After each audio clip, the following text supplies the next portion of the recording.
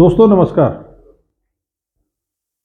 पलायन के बजाय स्वरोजगार, गांव की बात एपिसोड 24 में मैं आपसे फिर निवेदन कर रहा हूं कि मेरी बातों को सुनकर के आप इसलिए ध्यान दीजिए कि अपने घर गांव से बाहर जा करके दूसरे की नौकरी करके उसके दबाव में रह करके उसकी मर्जी का काम करके अपनी स्वतंत्रता को खत्म करने से बेहतर है कि मेहनत करके रिस्क लेके अपने घर गांव में, जहां पर आप सबको जानते हैं, पहचानते हैं और जहां पर आपका मान भी है, सम्मान भी है और स्वाभिमान भी है, उसको जिंदा रखने के साथ थोड़ा सा मेहनत करके अपनी मिट्टी से प्यार करिए, अपने पर भरोसा करिए।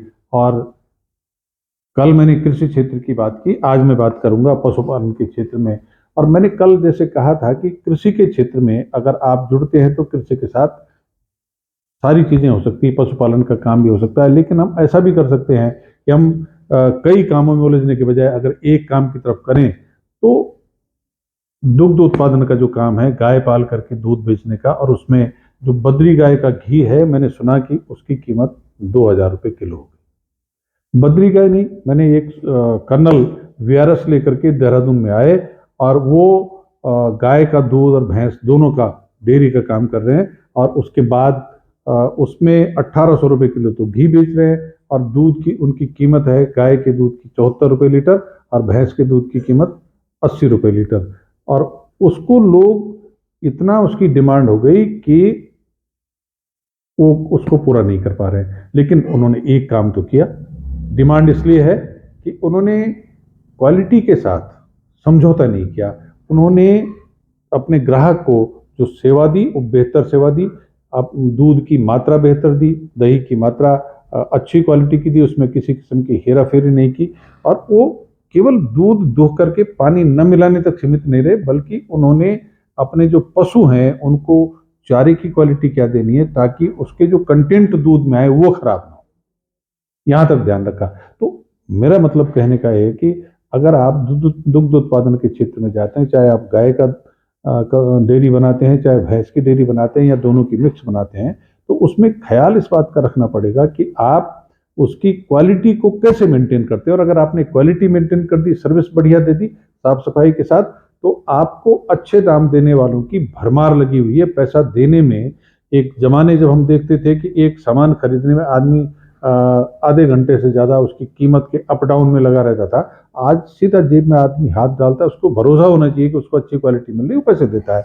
तो इस दिशा में हाथ आजमाए जा सकते हैं। ये भी किया जा सकता है कि जिन इलाकों में लोगों ने घर में गाय या भैंस पाल रखे हैं, तो उनसे दूध इकट्ठा करके आप डेयरी का काम कर सकते हैं और उसको बाजार में थोक या फुटकर के भाव बेच सकते हैं। गांव से दूध खरीद करके उसका दही मट्ठा बना करके, घी पनीर बना करके बेच सकते हैं। ये इस तरह भी हो सकता है। उसके अलावा बकरी पालन एक ऐसा काम है कि जिसमें अगर बाघ भी बकरी खा जाए और उसके मुंह से उसको छुड़ा लो तो नुकसान नहीं।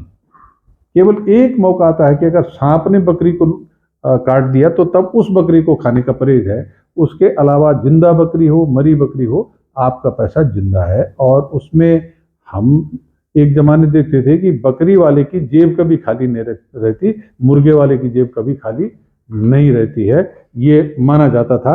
और वो आज भी वो सिद्धांत जिंदा है कि बकरी पालन, जिन जिन जगह में चरागाह है या आपके पास ऐसे खेत हैं जिनमें आप चरी पैदा कर सकते हैं, तो बकरी पालन का काम, और जो चारा पत्ती के वृक्ष है, तो बकरी पालन का काम भी एक बेहतर है। और वो एक साल में आपकी रकम को 3 से 4 गुना बढ़ाने का काम करता है। और जैसे जैसे संख्या बढ़ती जाएगी और उसमें मल्टीप्लिकेशन बढ़ता जाएगा।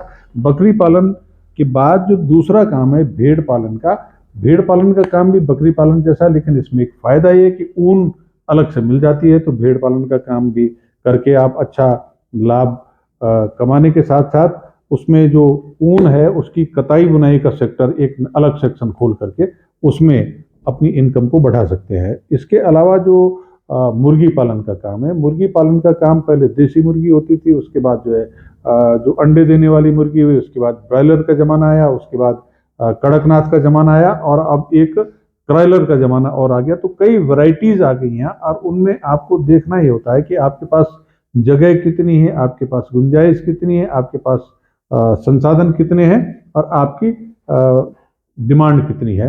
उन सारी चीज़ों को ध्यान में रख करके आप मुर्गी पालन के काम में केवल उसको मांस के लिए बेचने के बजाय अंडे का काम भी कर सकते हैं, उसके चूजे भी बना सकते हैं। तो ये जो मुर्गी पालन का क्षेत्र है ये भी आपको अच्छा काम दे सकता है।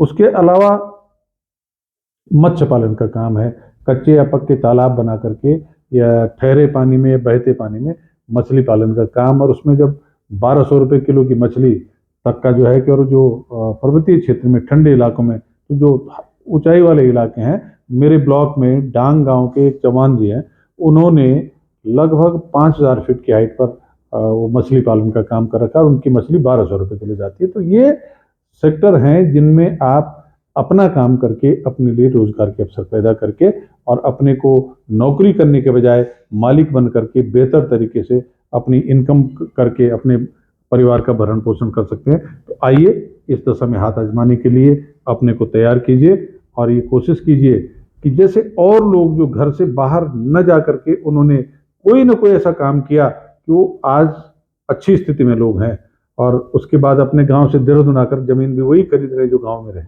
मेरा निवेदन यह है कि आप सब लोग इस दिशा में सोचिए, और जो हिम्मत कर पाते हैं सब एक साथ मत आइए, धीरे धीरे आइए। इन सेक्टर में जब लोग स्थापित होंगे तो उसके बाद और रास्ते भी खुलेंगे। आप सबका स्वागत, धन्यवाद। जय हिंद, जय उत्तराखंड।